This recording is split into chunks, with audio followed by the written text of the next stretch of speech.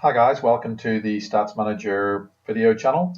My name is Mark Murray and I'm going to give you a very short run through the main functionality of StatsManager. So bringing StatsManager up from my taskbar, just see the splash screen here. Also let you know the current version. And this is the main screen. This is a well-populated copy of StatsManager with lots of videos.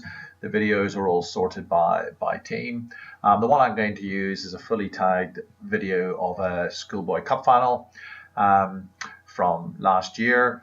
You can see that there's the name of the game, when it was done, a little bit of a description, and the video file.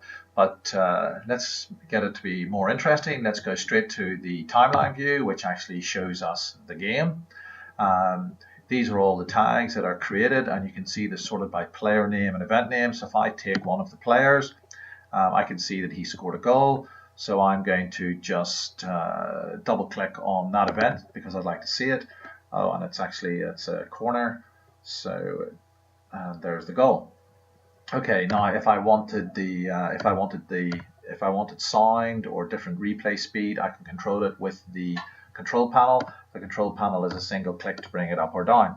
And basically, I can change if I want to change the sorting by events instead. If I just wanted to see the goals for, there are all the goals, and I can click on the group, or I can click on the actual individual events. So I can do something like click on the goals for, and off it goes, plays the goals. Okay, other things that I can do is I can export those clips. So for example, let me just stop that. If I export the clips, I can export selected. So I can select those 3 goals, go export, and it'll take me through a set of wizards, which is a single video or by player, etc. Or I can do a simple export all, and this is all by player. And this is exports all of the clips by all of the players, or all of the clips by each of the events, or all of the team events, which in hockey would be short corners, but could be in football, could be goals, corners, free kicks, or something of that nature. Other things you can do once you've got your tags, if I go back to the games window, same game, I can go to the summary view. The summary views, I have multiple monitors, so it detects that in case it's a projector, so we'll say no. This is the summary view, and here you have all of the players and all of the events that have been tagged for that particular video. Now this is all very useful mathematical information for me as a coach, but if I wanted to distribute that with my players, I would go to the chart wizard and I'll say group by player. For example, I can choose a defensive line. Now, I happen to know that these players were in the defensive line, so I will select them. Go to the next stage of the wizard. Things I'm interested in from a defensive perspective are basic errors, the number of passes they've made, possibly the tackle loss, tackle win, and crucially in terms of the turnovers for that specific player. And I'll go next, players to chart, what I'm going to chart, and hit finish, and I get a chart generated for me with the player names and all of the different totals for those specific actions. And here are the basics error, pass complete, etc., things that I'm interested in. So for example, on this particular display, the pass complete totals for Ross Kelly were 33, which is very, very high, the highest in the game. And then also I could look for turnovers and see who's got the highest turnovers in the game as well. Okay, so that's the kind of information I get from the summaries, and I can sort the summaries, I can group them, etc., etc. Complete flexibility for me. Back to the games window.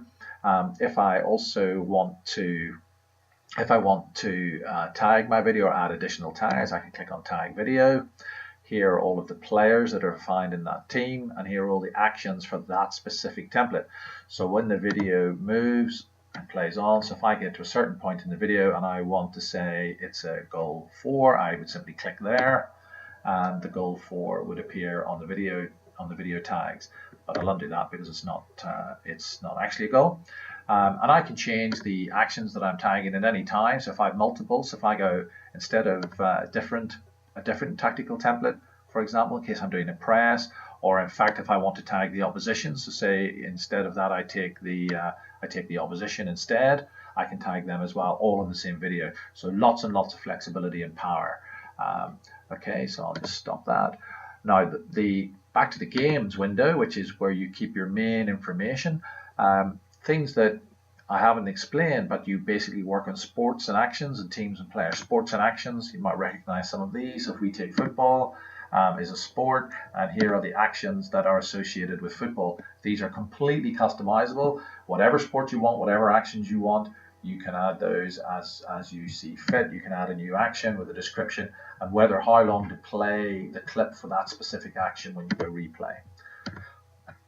If I close that, similarly for teams and players, these are all of the different teams that I've got tagged videos for, and if I pick a specific team and go edit the players, here you will see all of the players that are in that specific team.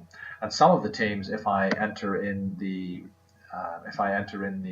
email addresses, I can use the email facility within the software to send out messages to those players.